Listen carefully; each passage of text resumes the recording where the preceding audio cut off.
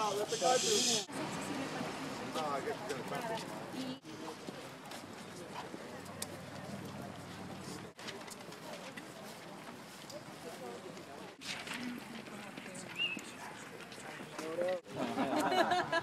been waiting. I know, I wanted, I was like, oh, it didn't come straight. To demonstrate a small sliver of the fraud, and the intimidation that's going on every day. We have here one family that represents what the banks are doing to millions of families. This is Derma, her children, and her daughter, Ingrid. At the end of March, Derma, a widow with a severely disabled daughter, Ingrid, and 4 sons were thrown out into the streets with no place to go. Occupy Fights Foreclosures helped get her back in her home. Derma has owned her home since 1993, almost 20 years. Her husband passed away shortly after she bought the property, but Derma was resilient. She raised her family on her own and paid the mortgages in an easy way. She never missed a payment. Derma renovated and improved the home a great deal, including upgrades to accommodate her daughter, Ingrid, who has toxoplasmosis cerebral palsy. They planted an exquisite rose garden on Ingrid's 15th birthday to delight her. She becomes very happy in the garden by clapping her hands, shows her contentment. In 2005, Derma chose to add an annex to the property to bring some needed income. She had been renting out rooms of her home to make ends meet and built up plenty of equity in the house to draw on. Countrywide took advantage of Derma's reasonable plan to improve her property as they have done with millions of others. Countrywide, a bastard child of banking and ground zero of the mortgage fraud scam, notorious for its suicidal lending model that killed the company and left scorched earth of foreclosures, but made its CEO, Angelo Mozillo, billions. Mozillo managed to escape prosecution for securities fraud with his billions. Banks are trying to intimidate American people into thinking we don't know the difference between right and wrong. But we do. We know the difference. We know what fraud is, and this is business model for the banks. We know what is happening to Derma and Ingrid is wrong. And we know that this is typical of what the banks are doing to millions of families across the country. Make no mistake, fraud is a business model of the banks, and they are bullying America to get away with it. My name is Suzanne O'Keefe. I've been working with Derma and the Occupy Fights Foreclosures to do a forensic audit. We've just started, and we realize that the only one breaking any laws here are the bankers. And we don't see any police breaking down their doors tonight. But I want to be sure to be able to explain some of the fraud. So we have here some of the fraud of the forensic audit with just a few hours of investigation. Number one, Derma got a letter approving her loan modification on March 30th, 2010. But BofA posted the notice of trustee sale, that means that they were intending to sell the house, on April 29th, 2010. That was less than 30 days later. BofA had no intention of honoring the loan modification, even though Derma had paid. They had been proceeding with the foreclosure behind her back. Number two, Derma continued to pay the loan modification terms every month. BofA cashed her checks, they took her money, but they continued to plan the sale. Derma never missed a payment, but BofA sold the house at auction on September 22nd, 2011.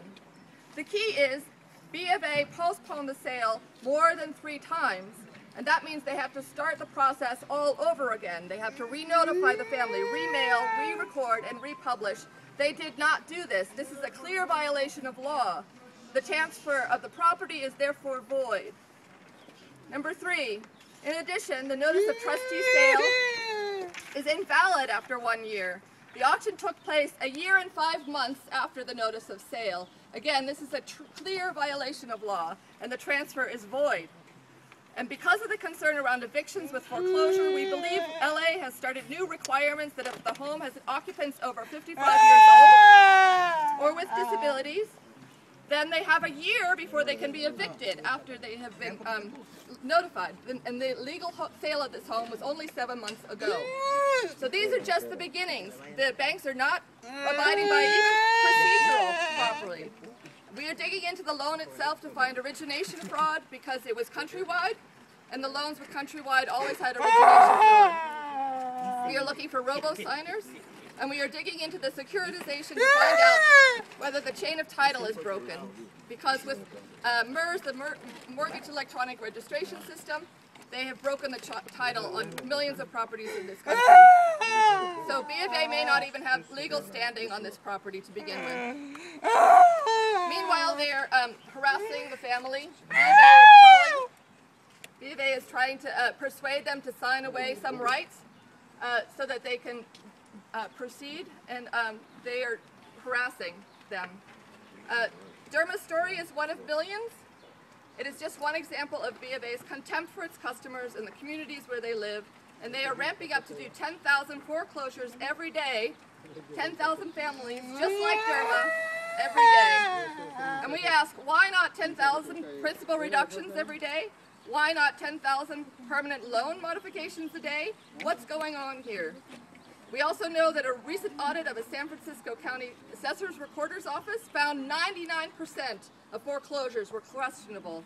84% had clear violations of law, and over 66% had 4 or more violations of law. So we also know that rampant system-wide mortgage origination fraud and security fraud has caused banks all over the country to be sued, including RICO and conspiracy charges in Louisiana, and soon to come in Texas and other states. Dean Logan, our own LA County reporter, has said we don't need to pay for another audit. The same institutions doing the fraudulent foreclosures in San Francisco are doing them all over the state. He said we need prosecution. And the system-wide fraud impacts everyone. All properties next to the property with a broken chain of title need to establish boundaries by legal means, by a court dispute. They need to go to court to dispute boundaries if there's ever any question. That means if you want to put up a fence, you'll need to go to court because that property boundary no longer legally exists. And so now we turn to the shareholders, and almost everyone who invests in a major bank believes themselves to be investing in a safe enterprise. We're here to fully inform these investors there is no future in fraud. There is no future in fraud. No future in fraud. And we say to the shareholders, do you want to be a fraudulent foreclosure? And if you've got your money in BofA, you're supporting and investing in fraudulent foreclosures. You're investing in a massive amount of fraud. BofA just launched a new campaign. It's called It's a New Day, and we couldn't agree more. It's a new day for the American people and the end of the road for Bank of America. So we've got 3 things. 1, move your money before Bank of America moves you. BofA is ramping up to foreclose on 10,000 fraudulent foreclosures a day. We call for the transfer of 10,000 accounts from the big banks a day. We call for a moratorium on foreclosures. A new bill in the House, 4848, HR 4848, calls for a 3-year foreclosure moratorium for mortgages. Every resident here needs to push their representative in California to sign on. Flood your representatives with 10,000 calls a day. And finally, we need your help. Occupy Fights Foreclosures can't do this alone. We all need to stand up to the bank's bullying and intimidation. Join us or form your own community groups to rally behind your neighbors. We can stand together, and standing together we'll get this done. Thank you everybody for being here. Carlos has nothing. Amen. One last thing that we're going to ask today, and I know the Bank of America is listening, we want them to leave this family alone. Stop the harassment. Stop the harassment. They're hurting this child. She's traumatized, and they cannot take it anymore. We want them to rescind the sale of the house. Give the house back to this family. Give the house back. Give the house back. Give the house back. Give the house back. Give the house back. Give the house back. Give the house back. Give the house back. Give the house back. Give the house back. Give the house back. Give the house back. Ingrid's house. Ingrid's house.